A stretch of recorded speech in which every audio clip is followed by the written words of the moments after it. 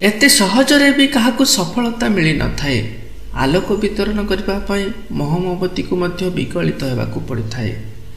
ନମସ୍କାର, ମୁଁ ଦେବାଶିଷ। ଆଜି ପୁଣି ଏକ ପ୍ରେରଣାଦାୟକ କାହାଣୀ ମାଧ୍ୟମରେ। ଗୋଟିଏ ସମୟର କଥା, ଜଣେ ରାଜାଙ୍କର 100 ଜଣ ପୁତ୍ର ଥିଲେ। ସେ ରାଜାଙ୍କର ଏବେ ବୟସ ବଢ଼ିଯାଇଥାଏ। ବୟସର ଅପରାହ୍ନ ସମୟ। ଏବେ ତାଙ୍କର କର୍ତ୍ତବ୍ୟ ଏଇଆ କି ରାଜ୍ୟ ପାଇଁ ଜଣେ ପରବର୍ତ୍ତୀ ଉତ୍ତରାଧିକାରୀ ଚୟନ କରିବେ, ପରବର୍ତ୍ତୀ ରାଜା ଘୋଷଣା କରିବେ। ସେ ଚାହୁଁଥିଲେ କି ଜଣେ ଏମିତି ରାଜା ହୁଅନ୍ତୁ ଯିଏକି ପ୍ରଜାଙ୍କର ସଯତ୍ନେ ପାଳନ କରୁଥିବେ, ପ୍ରଜାମାନେ ଖୁସିରେ ରହିବେ, ରାଜକାର୍ଯ୍ୟ ସୁରୁଖୁରୁରେ ଚାଲିବ। ଜଣେ ସବୁଠାରୁ ଉତ୍କୃଷ୍ଟ ରାଜାଙ୍କର ଚୟନ କରିବାକୁ ଚାହୁଁଥିଲେ। କିନ୍ତୁ ତାଙ୍କର ତ 100 ଜଣ ପୁଅ ଥିଲେ। ରାଜା ସମସ୍ତଙ୍କୁ ଭଲ ପାଉଥିଲେ। ତାଙ୍କ ମଧ୍ୟରୁ ଜଣକୁ ଚୟନ କରିବେ ତ କେମିତି କରିବେ? ରାଜା ଗୋଟିଏ ଦିନ ଏକ ଉପାୟ ଚିନ୍ତା କଲେ। ସେ ନିଜର 100 ଜଣ ପୁତ୍ରଙ୍କୁ ନିଜ ପାଖକୁ ଡକେଇଲେ ଏବଂ ସମସ୍ତଙ୍କୁ କହିଲେ କି ଆଜି ସନ୍ଧ୍ୟାରେ ରାଜପ୍ରସାଦର ପ୍ରାଙ୍ଗଣରେ କି ଏକ ଭୋଜିର ଆୟୋଜନ କରାଯାଉଛି। ତୁମେ ସମସ୍ତେ 100 ଜଣ ଯାକ ଯାଇ ସେଠାରେ ଉପସ୍ଥିତ ହେବ। ସମସ୍ତେ ଭୋଜି ଖାଇବ। ଭୋଜି ପାଇଁ ଆୟୋଜନ ଆରମ୍ଭ ହୋଇଛି। ବିଭିନ୍ନ ପ୍ରକାରର ସ୍ୱାଦିଷ୍ଟ ବ୍ୟଞ୍ଜନ ସବୁ ପ୍ରସ୍ତୁତି ଆରମ୍ଭ କରାଯାଇଛି।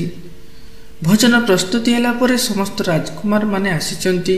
ରାଜା କିନ୍ତୁ ସେଠାକୁ ଆସିନଥିଲେ। ସେ ଦୂରରୁ ଥାଇ ତାଙ୍କ ଉପରେ ନଜର ରଖିଥିଲେ। ପୁଣି ଯେମିତି ଖାଇବା ପରସା ଯାଇଛି, ସମସ୍ତ ରାଜକୁମାର ମାନେ ଆସି ଖାଇ ବସିଛନ୍ତି। ତେବେ ସେମାନେ ଆଉ ଖାଇବେ କ'ଣ? ରାଜାଙ୍କର ସେବକମାନେ ସେଠାରେ ବହୁତ ସାରା ଶିକାରୀ କୁକୁରମାନଙ୍କୁ ଛାଡ଼ି ଦେଇଛନ୍ତି। ସେ କୁକୁରମାନେ ବହୁତ ଭୋକରେ ଥିଲେ। ଖାଇବାର ସୁଗନ୍ଧ ପାଇକି ସମସ୍ତେ ଦୌଡ଼ି ଯାଇଛନ୍ତି। ଏବେ ତ ସେଠାରେ ପରିସ୍ଥିତି ସମ୍ପୂର୍ଣ୍ଣ ବିପରୀତ ଘଟିଯାଇଛି। ତାଙ୍କ ଭିତରୁ କିଛି ରାଜକୁମାର ମାନେ ସେ କୁକୁରଙ୍କୁ ଘୋଡ଼େଇବାରେ ଲାଗିଛନ୍ତି, କିଛି ତ ସେମାନଙ୍କୁ ମାରିବାରେ ଲାଗିଛନ୍ତି, ଆଉ ଅନ୍ୟ କିଛି ତ ସେ ସ୍ଥାନ ଛାଡ଼ିକି ଦୂରକୁ ପଳାଇ ଯାଇଛନ୍ତି। ପୁଣି କେତେଜଣକୁ କୁକୁରମାନେ ଖଣ୍ଡିଆ ବି କରିଦେଇଛନ୍ତି। କିଛି ଅନ୍ୟ ରାଜକୁମାର ମାନେ ଆସି ତାଙ୍କୁ ଛଡ଼େଇଛନ୍ତି। ଏମିତି ସବୁ କିଛି ସେଠାରେ ଭଣ୍ଡ ହୋଇଯାଇଛି। ସମସ୍ତେ ଯିଏ ଯୁଆଡ଼େ ଛିନ୍ନ ଛତର ହୋଇଯାଇଛନ୍ତି। କଥାଟି ଚାରିଆଡ଼େ ପ୍ରଚାର ହୋଇଯାଇଛି କି ସେଠାରେ ଆଜି ଆଉ ଭୋଜି ହୋଇପାରେନି। ସମସ୍ତେ ଚିନ୍ତିତ ହୋଇଛନ୍ତି କି ରାଜା ଯଦି ଏଥିରେ ଉତ୍ତରାଧିକାରୀ ଚୟନ କରିବେ କହିଥିଲେ ତ କେମିତି କରିବେ? କିନ୍ତୁ ରାଜା ସେଦିନ ଘୋଷଣା କରିଦେଲେ କି ଆସନ୍ତାକାଲି ଯେତେବେଳେ ରାଜସଭା ବସିବ, ସେଥିରେ ରାଜ୍ୟର ଆଗାମୀ ଉତ୍ତରାଧିକାରୀ ଘୋଷଣା କରାଯିବ। ରାଜା ଯାହାଙ୍କୁ ନିଜର ରାଜପଦ ଦେବେ ସେ ମନେ ମନେ ସ୍ଥିର କରିସାରିଛନ୍ତି। ସମସ୍ତେ କେହି କିଛି ବୁଝିପାରୁନଥିଲେ କି ଏସବୁ କ'ଣ ଚାଲିଛି।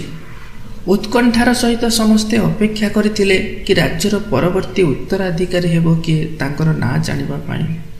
ତହିଁ ପରଦିନ ରାଜଦରବାରକୁ ସମସ୍ତେ ଉପସ୍ଥିତ ହୋଇଛନ୍ତି। ରାଜା ମଧ୍ୟ ଆସିଛନ୍ତି। ସମସ୍ତ 100 ଜଣ ରାଜକୁମାର ଆସିକି ଉପସ୍ଥିତ ହୋଇଛନ୍ତି। ରାଜା ପ୍ରଥମେ ସବୁଠାରୁ ଯିଏ ବଡ଼ ଥିଲେ, ଜ୍ୟେଷ୍ଠ ଥିଲେ, ତାଙ୍କୁ ପଚାରିଛନ୍ତି, କ'ଣ ତୁମେ କାଲି ଭୋଜନ ପରସି ପାରିଲ? ତେବେ ସିଏ କହୁଛନ୍ତି କି କେମିତି ଖାଇଥାନ୍ତି ବାପା? ଆପଣ ତ ଜାଣିପାରିଛନ୍ତି କି ଆମର ପ୍ରହରୀମାନେ ଏତେ ଅକର୍ମଣ୍ୟ ହୋଇଯାଇଛନ୍ତି କି ସେମାନେ କୁକୁରମାନଙ୍କୁ ମଧ୍ୟ ରୋକିପାରୁନାହାନ୍ତି। ଶାନ୍ତିରେ ଆମକୁ 2 ଘଣ୍ଟା ଖାଇବାକୁ ବି ଦେଲେନି। ଏମିତି ହେଲା, ସେମିତି ହେଲା, ଏମିତି କହିକି ସେ ରାଜାଙ୍କ ପାଖରେ ଅଭିଯୋଗ କରିବାକୁ ଲାଗିଛନ୍ତି। ରାଜା ପୁଣି ଦ୍ୱିତୀୟ ରାଜକୁମାରକୁ ମଧ୍ୟ ପଚାରିଛନ୍ତି। ତ ସିଏ ମଧ୍ୟ ସେମିତି ନିଜର ମନ୍ତବ୍ୟ ରଖିଛନ୍ତି କି ମୁଁ ସେଠାରୁ ସ୍ଥାନ ଛାଡ଼ିକି ପଳାଇ ଯାଇଥିଲି, ଆଉ ଭୋଜନ କେମିତି କରିବି? ଏମିତି ଜଣ ଜଣ କରିକି ରାଜା ନିଜର ସମସ୍ତ ରାଜକୁମାରମାନଙ୍କୁ ପଚାରିଛନ୍ତି। କିନ୍ତୁ ତାଙ୍କ ମଧ୍ୟରୁ ଜଣେ ମାତ୍ର ରାଜକୁମାର ଏମିତି ଥିଲେ କି ସେଇ ହିଁ ଏକମାତ୍ର ନିଜର ମନ୍ତବ୍ୟ ରଖିଥିଲେ କି ହଁ, ଭୋଜନ ଭାରି ସ୍ୱାଦିଷ୍ଟ ହୋଇଥିଲା। ସେ ରାଜକୁମାରଙ୍କର ନାଁ ଥିଲା ଶାନ୍ତନୁ। ରାଜା ପଚାରୁଛନ୍ତି, ଶାନ୍ତନୁ, ଯଦି ତୁମେ ଭୋଜନ କରିଥିଲ ତେବେ କେମିତି କରିଥିଲ? ଏତେ ଅସୁବିଧା ଭିତରେ ତୁମର ଅନ୍ୟ ଭାଇମାନେ ଯେଉଁଠି ଖାଇ ନ ପାରିଲେ, କିଏ ବା ସେ ସ୍ଥାନ ଛାଡ଼ିକି ପଳାଇଲେ, ମାତ୍ର ତୁମେ ହିଁ ଏକମାତ୍ର ଯିଏକି ସେଠି ଭୋଜନ କରିପାରିଥିଲ। କିନ୍ତୁ କରିଥିଲ ତ କେମିତି କରିଥିଲ? ଶାନ୍ତନୁ କହୁଛନ୍ତି, ବାପା, ସେଠି ତ ମୋ ଛଡ଼ା ମଧ୍ୟ ଆହୁରି 69ଟି ଥାଳିରେ ଭୋଜନ ବଢ଼ାଯାଇଥିଲା। ସବୁ ସଜେଇକି ରଖାଯାଇଥିଲା। ଯେତେବେଳେ ବି କୌଣସି ଶିକାରୀ କୁକୁର ମୋ ଆଡ଼କୁ ଆସୁଥିଲା, ମୁଁ କୌଣସି ଅନ୍ୟ ଏକ ଥାଳିକୁ ଆଣି ତାଙ୍କ ଆଗରେ ଥୋଇ ଦେଉଥିଲି। ତେବେ ସେ ନିଜର ଖାଦ୍ୟ ଗ୍ରହଣ କରିବାରେ ଏତେ ବ୍ୟସ୍ତ ହୋଇଯାଉଥିଲା, ତେଣୁ ଆଉ ମୋତେ କିଛି କହୁନଥିଲା। ଏହି ପ୍ରକାର ମୁଁ ଯେତେ ବି କୁକୁର ଆସିଥିଲେ ସେଠାକୁ ସମସ୍ତ ଭୋଜନ ଦେଇକି ନିଜେ ମଧ୍ୟ ଭୋଜନ କରିଥିଲି।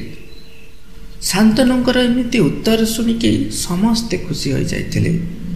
ରାଜସଭାରେ ସମସ୍ତେ ତାଳି ବଜାଇବାକୁ ଲାଗିଲେ ଏବଂ ରାଜା ସେଠାରେ ଘୋଷଣା କରିଥିଲେ କି ପରବର୍ତ୍ତୀ ରାଜାଙ୍କର ନାଁ ହେଉଛି ଶାନ୍ତନୁ। ଏହି ଛୋଟ କାହାଣୀଟି ଆମକୁ ଏଇଆ ଶିକ୍ଷା ଦିଏ କି ଜୀବନରେ ସମସ୍ତଙ୍କର କିଛି ନା କିଛି ସମସ୍ୟା ରହିଛି। ତେଣୁ ସଫଳତା ପାଇଁ ଚିନ୍ତା କରିବା ବନ୍ଦ କରନ୍ତୁ। ସମସ୍ୟା କଥା ଚିନ୍ତା ନ କରିକି ସମାଧାନ ବିଷୟରେ ଚିନ୍ତା କରନ୍ତୁ।